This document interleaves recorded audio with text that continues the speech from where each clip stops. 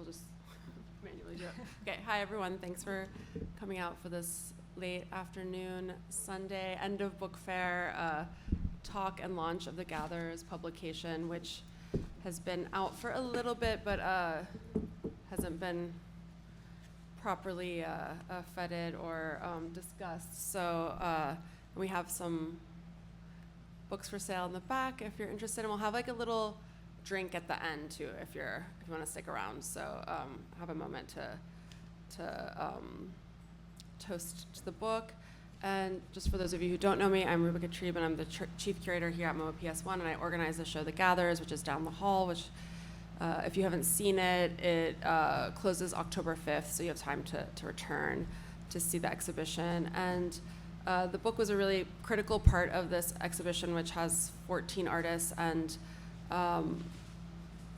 international artists, many showing in the US for the first time, who I think are some of the most exciting artists working today. And for the book, which you physically see here, there's a curatorial essay and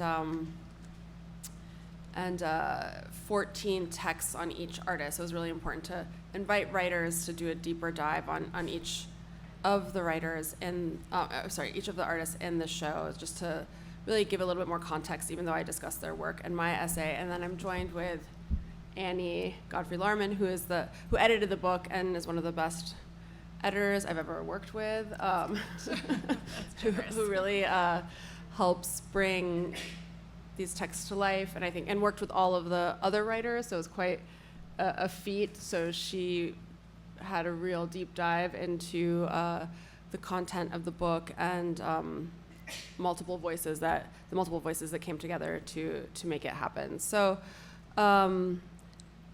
yes, and the show is, just to give a brief synopsis of the show, it's really about dealing with waste and excess, not just as on a material level, but also on a psychic level, and just thinking about the impact. So it's a show that's thinking about how our artists work in the margins, collect refuse, collect detritus to make their works, not necessarily literally sometimes, but sometimes quite literally.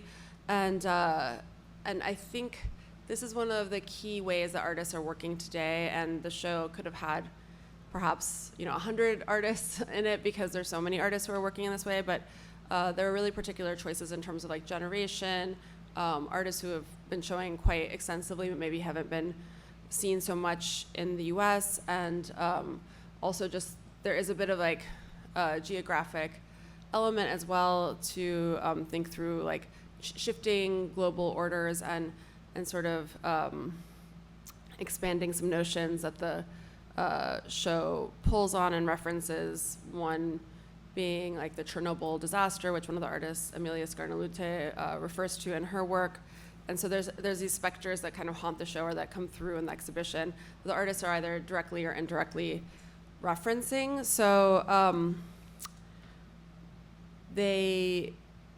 so that's sort of how it came together. And the artists made some works on site, some were loan pieces, and but all the work has been made in the last few years. So it's also a selection of new artists, new artwork. So everything's very topical, and so it was really like an exploration of what are artists dealing with today, what are some of the most critical issues that we have to think about, and how can artists touch on or speak to these issues in a way that's quite, I think, evocative. So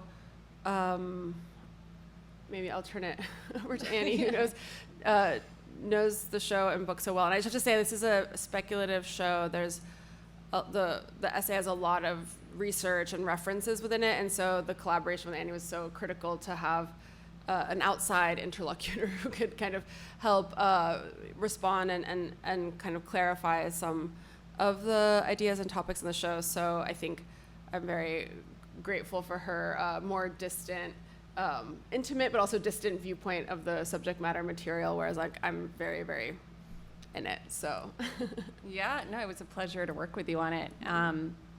And as you say, there were probably 10 additional pages that could have been included here too.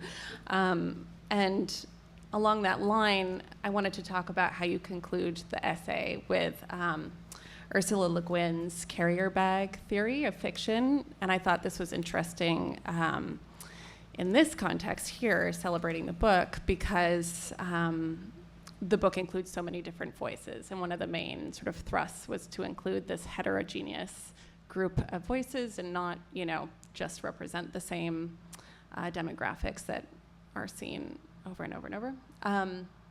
So in Le Guin's essay from 1986, she rethinks what the original cultural device was. And instead of what we often think of the first innovation as the tool or the weapon, she claims, or I think anthropologists claim, but she's building on the idea that it's actually a bag or a receptacle or a carrier, because people needed to put what they've gathered into something, and this is actually the first technology. And she talks about the narrative implications of this.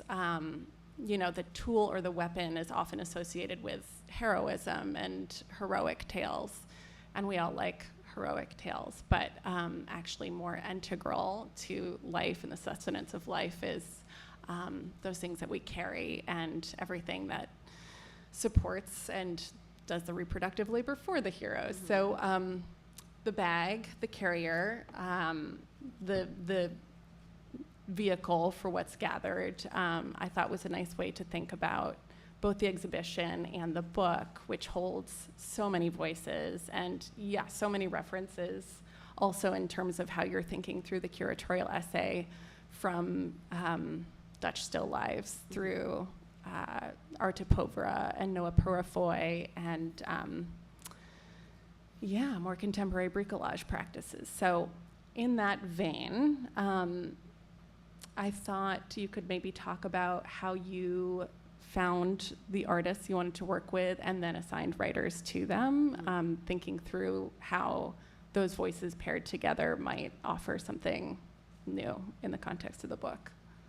Yeah, and I think that reference is so key because it is like the micro, like the detail, like to Ursula Le Guin's point, it's not like, they're not about these heroic stories, but just about the day-to-day life and kind of the material of the day-to-day life, and that there's not really a spectacular story about like someone who gathered berries and put it in a bag and like saved it for the future, but there's like, these are actually more necessary than like the battle. So that tension I think is really key. And then for the writers and artists, a lot of the writers, some of the writers knew the artist or there was some kind of relation, and actually I had a different methodology for each artist based on like who made sense for them, whether they already had like a dialogue with writers or there needed to be more of like a blind date made where like we were pairing them, and so it was really depending on how much writing each artist had around their work. So it was really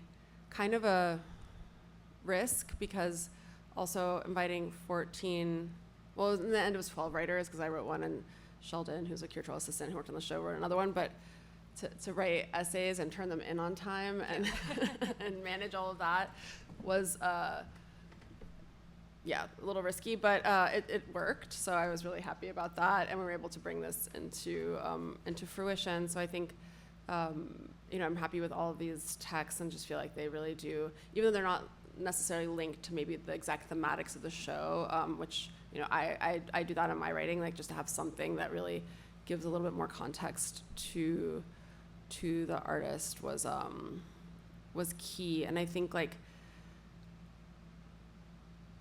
I think that with some of these references in the show, like these literary references, but also there's a lot of references around like art history, as you mentioned, but also politics and philosophy. And so like really being able to merge all of this together in one text was really exciting for me. And I think it does kind of take you down this journey that starts to create these implications. And there were a lot of things like I had to cut out that I think even pushed out further, like which we can maybe talk about, but just I think ending on the Ursula Le Guin, which I think I had it earlier in the text and you encouraged me to put it at the very end. Yeah. And I think it's a really great way to kind of close and wrap it up. Well, also, I mean, as many writers and voices you have in the book, there are as many definitions of waste, too, and we talked a lot about that in the beginning.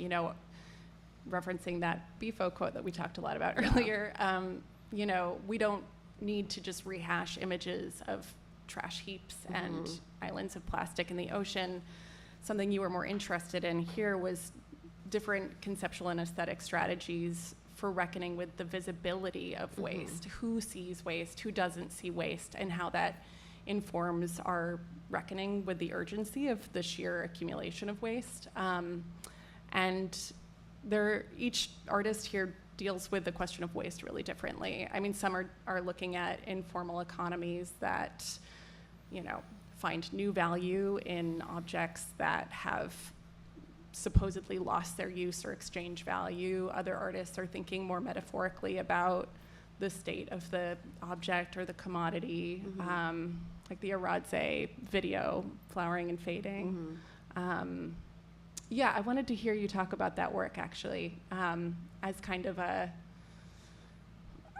vibe, for lack of a better word, of the show, just because it departs so much from these other practices that are more documentary and sort of representing the way waste travels and circulates in the world. That work is much more symbolic in terms of how we think about questions of waste.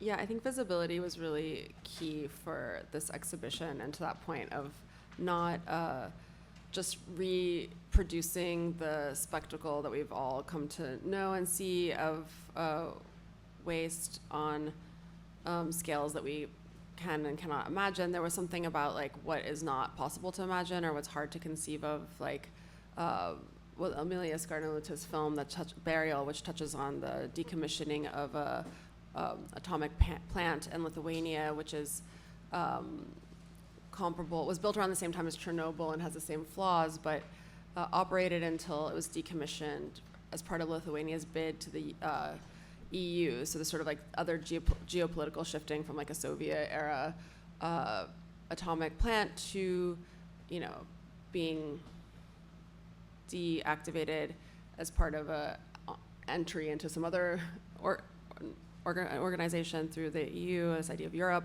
and will take longer to decommission than it was ever operational. So this idea that you can even like get rid of the nuclear waste, and there's a scene in the film where you see these tubs of nuclear waste that people are trying to figure out how to bury and get rid of, but this is human-made matter that will never go away. And that idea of scale is also really interesting because nuclear energy is happening on the micro scale that's completely imperceptible, yet like we have to build all of these enormous plants and technologies and factories and machines to be able to operate it. So there's a sort of scale shift, which you mentioned earlier, that I think is really key. And so what we see and what we can't see, I think, is really important in terms of understanding and comprehension.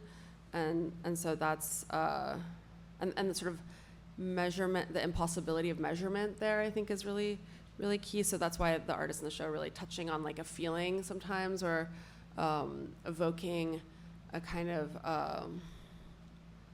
like more sort of psychic and like anxious element. And I think the Andra Aradze film is one of the more like magical pieces in the show, in which table, it starts off with a woman and dog sleeping, and there's very few representations of people in the show too, which was a conscious decision.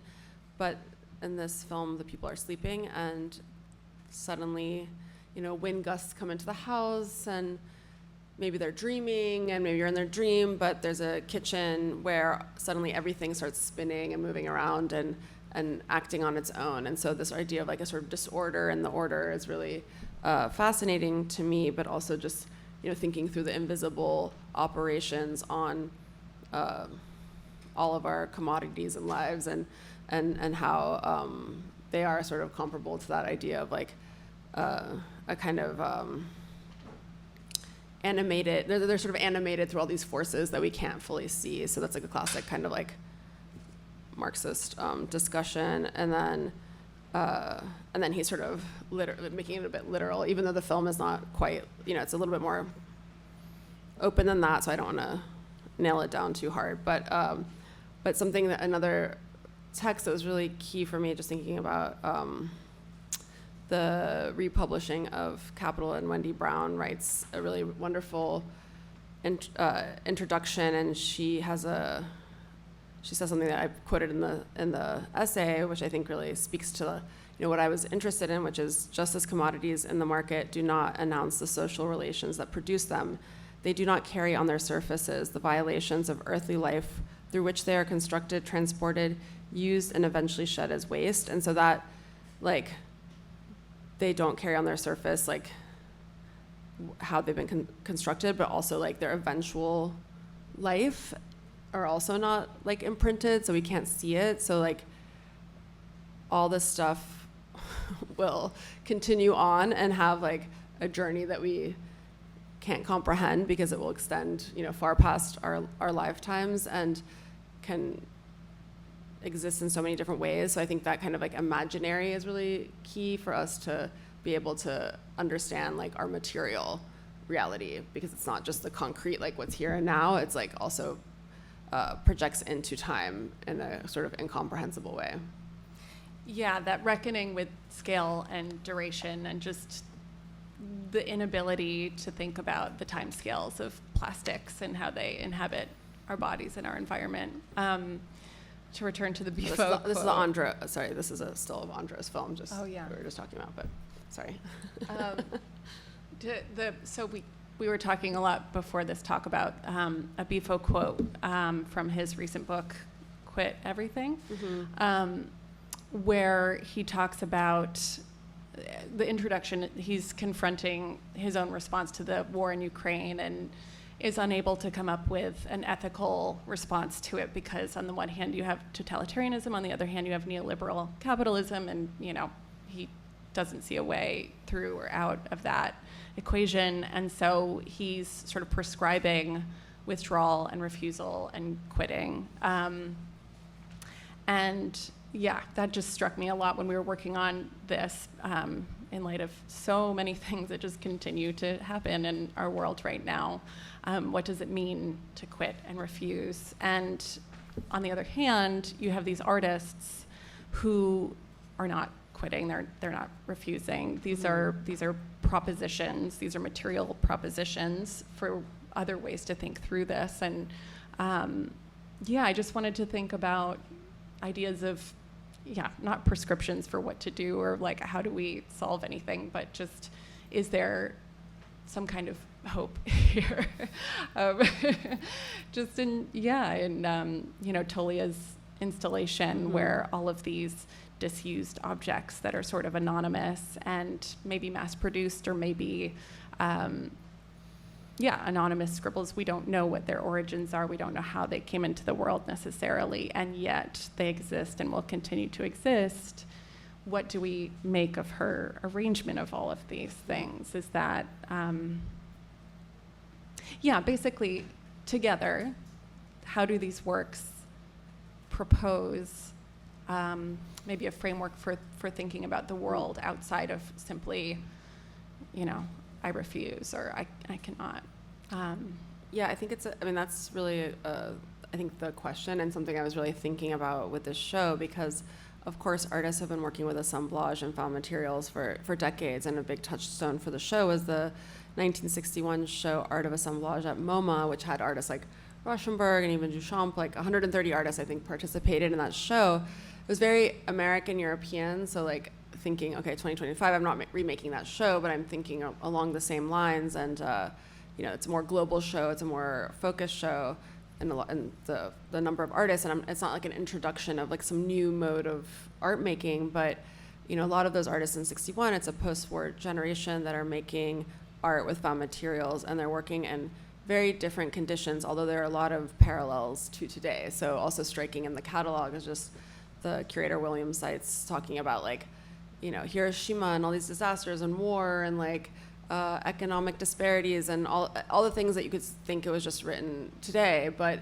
there is perhaps like a sort of difference in speed and quantity that we're dealing with now. So I was also just reading the post-war show that Okui Emozor did. Like there's a book that just came out, which is like after post-war, like a reader that is like revisiting that show, and there's a text on the artist Jess about how like Jess's work is all about, nuclear disaster and Hiroshima, and how assemblage and salvage art is like a way of responding to that. And so also this idea, which is something I was thinking a lot about in this show and some of the artists I was referencing, but this text just came out. But like just that kind of scale, working in the margins and fringes, like not making anything like new production, but like pulling from things that are existing. And then, there's also something very like aesthetically, it's not like, there's an aesthetic quality to those works that's not about like certain ideas of like harmony or resolution. There is like that tension and discord that is inherent with those pieces. And just to the BFO part, maybe I'll read like the reference this is how it's written in my essay, so I'm like quoting, but it's written out more. The theorist Franco Bifo Berardi has diagnosed the suffering that has befallen internet natives and precarious workers in response to these convolutions as essentially aesthetic. He writes that any revolt in this generation stems from a disgust at suffocating overconsumption, at the ugliness of rampant plastic, at the cynicism of those who have suffered long exposure to neoliberal domination, and also at the spectacle of politics. So, and he talks about like the Fridays for Future like protests, and how young people, basically internet natives, are just disgusted by this kind of rampant plastic and the sort of cynicism of their elders. So I think that's like the visualization of that I found really compelling, that there is this kind of like disgust or tension or repulsion that's like that is an aesthetic response to like social, economic, and political reality. Well, it's a kind of abjection. It's like the body is unable to conceive of the sheer amount, the degree to which we're just in a lot of trouble. Just the scale of the environmental ruin and environmental racism and all of those things. It's where does one begin with consumer choices, with aesthetic choices, with relational choices? It's, So it is in many ways, and we engage with these issues on an aesthetic level. That's our interface with the issues. This is maybe a little bit of a detour, but I was thinking about these 3 books that have been really circulating recently. Jacqueline Hartman's I Who Have Never Known Men, which we talked about, Solveig Ball's On a Calculation of Volume, and Marlon Hoffer's The Wall. And yes, see, there's something about these books. And so weird that those 2 books, the I Have Never Known Men, I don't know if you guys have read it, but it's really great, and The Wall, like older books that are coming out now that are like just different but quite similar. Very similar. And both, Hartman, I think, is I haven't read that, Belgian. She wrote this in the 90s, but it's clearly a response to the Second World War. And then Haushofer wrote her book in the 60s, but also, she fled, I think, Austria, and wrote that book after the war. But again, these books are all reflecting on a context in which the human significance is sort of voided from an environment. The protagonist is left alone for various dystopian reasons, and question meaning. Like, what happens to our objects, to our stories, to our narratives when you're the last person alive? When context is not there. And for some reason, when working on this essay with you, I kept returning to some of those books just because so many of these works propose some kind of future-oriented material reality where these objects are living in a narrative space that we can't quite fully participate in yet. Yeah, I think it's also like that. It's like the overwhelm of it. It's sort of incomprehensible right now, let's say, and how do you produce narrative that like punctures through when like we're completely overwhelmed by narrative and stuff, and so like it's really hard to kind of speak about a moment in a way, like in a coherent way. So I think this show is also like trying to touch on that, talking on the age-old issues, let's say, but then also like that, I mean, even this picture of like Tolia's work, it's like there is a sort of flattening of time and space that's happening that means that all this stuff, like, is it new stuff, old stuff? It's a mix of stuff. You know, it's like we don't really have like a neat frame for understanding like the long life of stuff. And so there's I think that's like waste as a category is very interesting to me in that sense, because waste is anything, you know, that becomes like, then defined as waste, but then waste is not like one type of thing. It's not from one time. It's not like, it's totally heterogeneous. And even I think Tolia's video that hopefully, like this piece in the show, which is a scanner bed of Tolia Esikashvili, who's another Georgian artist in the show. It's an hour long, and there's this scanner bed that's scanning all this stuff from like pennies to pictures to foam to like AI mouse to like milk to bones to what. So it's just sort of like all of the stuff suddenly becomes like one category, even though it's extremely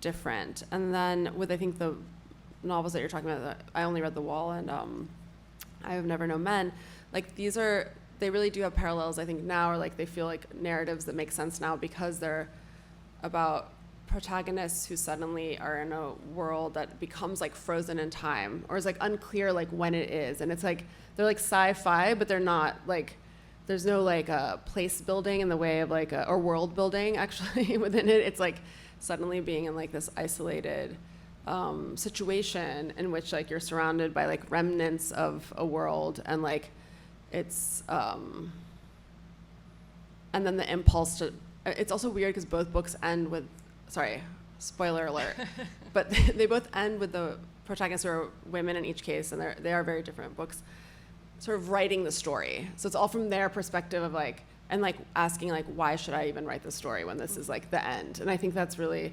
a fascinating position. So these are, I think, just adjacent to, the thoughts of this show, but I think thinking about it is helpful to kind of understand like how artists are compelled to not, I mean, I wouldn't even say like make sense of, but just like speak to like these current conditions and like try and like reveal something without also overly articulating or trying to make visible what we're talking about, which is like the impossibility of, in some way, an impossibility of actually like visualizing, containing, or actualizing like anything that we're dealing with in terms of like the excess of the moment. Mm-hmm. Yeah. Do you think that's a good place to conclude and open for I don't know if people have any questions for us. Then we can have a little drink and chat informally amongst ourselves. But yeah. I have a question. I just actually, and it actually relates to this piece because I was wondering about it. I didn't know this artist. Tolia, or which artist? Selma? Yes. Oh yeah, that's great. Selma Selman. It's like metal flower. So I don't know if you talked about it before we arrived when showing it. No. So I looked at the show and I didn't have time to read anything about it, and I it's incredible, but I just. Do you want me to say something more about this work? So this is a piece by Selma Selman, who's a Roma artist from Bosnia who grew up in a family of scrap metal workers. So her dad, like the male members of her family all worked in scrap metal. So she wanted to be an artist and was painting, and then like her origin story being like how she came to like merge these forms is she's painting, she couldn't afford canvas, and then her dad gave her the hood of a Mercedes that he had been taking apart, and he was like, why don't you paint on this? And so she did. So she does paint on car hoods and all of these salvaged parts, and this is a construction claw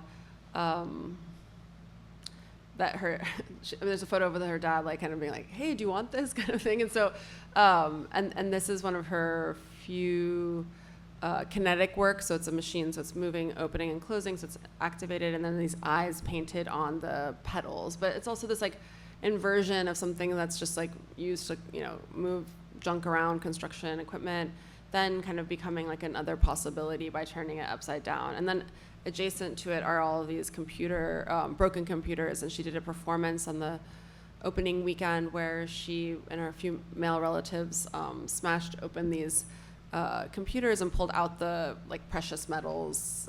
There's like a little board that they can find and take out. They're good at efficiently finding this and removing it, and then from those that metal they'll melt it down, or she'll melt it down. She found a way to melt it to turn it into gold. So there's a nail also stuck in the wall made out of 14 karat gold, which is produced from past performances.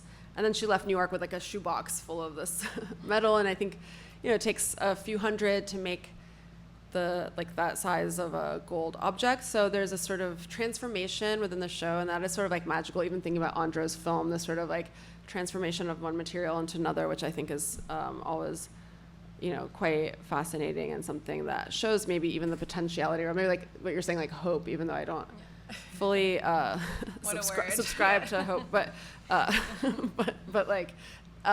do think, you know, there's possibility, right? And like, so there's in all of this destruction, let's say, like there are these like the gold nail that can emerge, or some other way of dealing with material reality. And just say even more, she's created a document with instructions for how to do this, because it's actually quite toxic to melt down this metal and turn it into gold. So she's figured it out, and she shares this with people who like are impacted by like dumping and, you know, salvaging and extraction. So she has like an idea of who should receive this information, so that it's kept, let's say, like by those who are not like conducting the business of dumping and extraction. So like, but those who are like impacted in the places and environments. So there's like, I guess like a small bit of like resistance within that, but it's also amazing that we just dump all this stuff and it has actually like this potentiality within it. And I think there's a number of works in the show that also touch on that, like Karima Ashadu's film, which is one of the few works, there's a few, but that speaks to a really specific context of these guys in Hamburg who are in this alternate economy in which they take the film's called Brown Goods, and they collect brown goods, which are domestic appliances and, you know, commercial goods that small appliances, big appliances, cars, like microwaves, fridges, and they sell them in Nigeria. And it's like these Nigerian guys in Germany doing this business where they're, you know, recirculating these goods. But a lot of these goods are powered by some of these precious metals that are extracted from different, you know, in Congo at least, where another artist is from, Jean Katayembe Mukandi, who's another artist in the show, who has this piece and the trash TV piece here. So there's all these, where is it? Yeah, this trash TV piece. So there's all these interconnected references within the show that are maybe we can pick up on, but are not necessarily like super clear. But it is all about this kind of interconnectedness of all of these networks and this stuff. So like we're not everyone is impacted in some way, or like these things move around, and that we can't control like where they come from and where they go even. So yeah, she's really amazing. They all are amazing. That was my requirement for the show. Amazing artists. But this is the film by Karima, so you see them telling their story.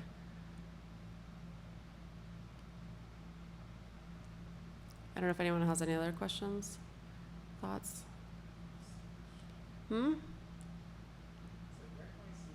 It's just down the hall, but you can't see it anymore. Well, you have a few minutes.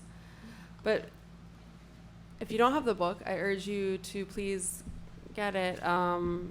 and Alec, who designed it, is in the front. Did a beautiful job of designing it. And there's just a lot of, it's a small book with a lot of content, a lot of information, and a lot of thinking. So it was, you know, I have to say it was really a lot, but also really enjoyable to really like pull all the stuff together and think it through, and have also like the dialogue with Annie. So I'm really grateful that you would be here today to talk about it with me, because I think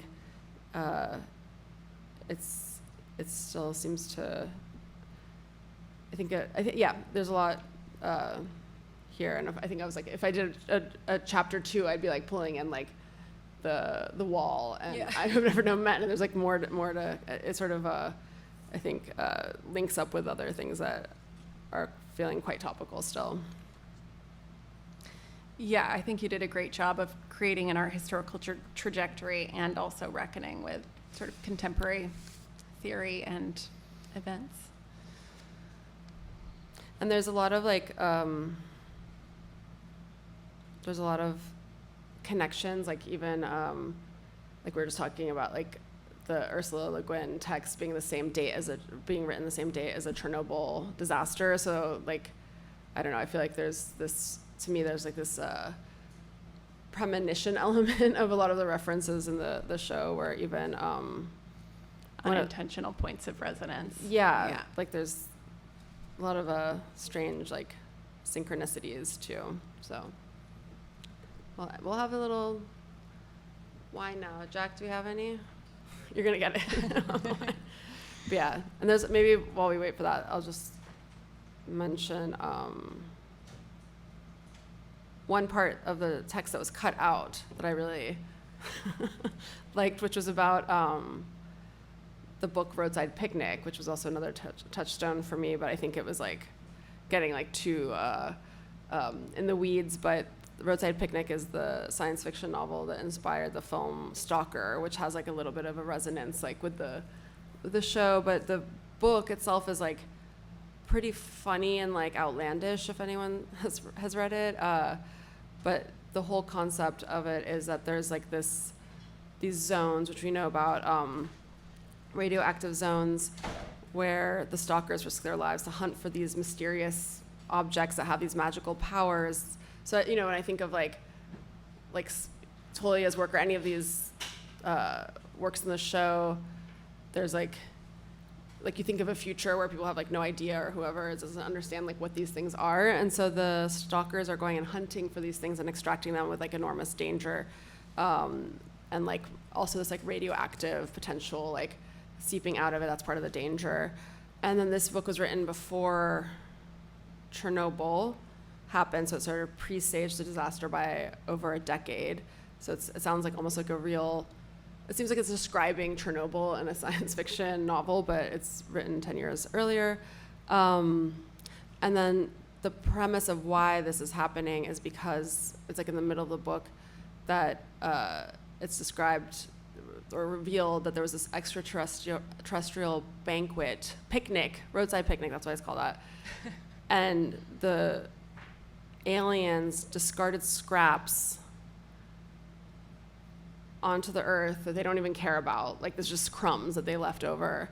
And then humans are left to kind of like deal with these scraps, like, I guess, ants greatly impacted by like the crumbs of some picnics. So there's a sort of scale shift of like, is really fascinating. And just this idea of like humans grappling with this like, you know, refuse of another kind of entity. And then there was really interesting parallels to me with like also Chernobyl and how like suddenly everybody's stuff in Pripyat, where the town around Chernobyl, where they suddenly had to flee because they're in a radioactive disaster, and all of their stuff, like their nightstand and like the cupboards and the shoes and the entryway, are all left, and they're there today, radioactive, frozen in time. So it just like that these references and historic and literary were really evocative to me, and kind of just to give you like a little bit of back of mind what I was thinking about with the show. even though I think Annie was right, and it was just too much to put in the essay. Part 2, TBD. Great. All right, well, there's some wine in the back if you would like a drink, and sparkling water, and books for sale if you would like to get one. So thank you, everyone. Thank you. Thank you.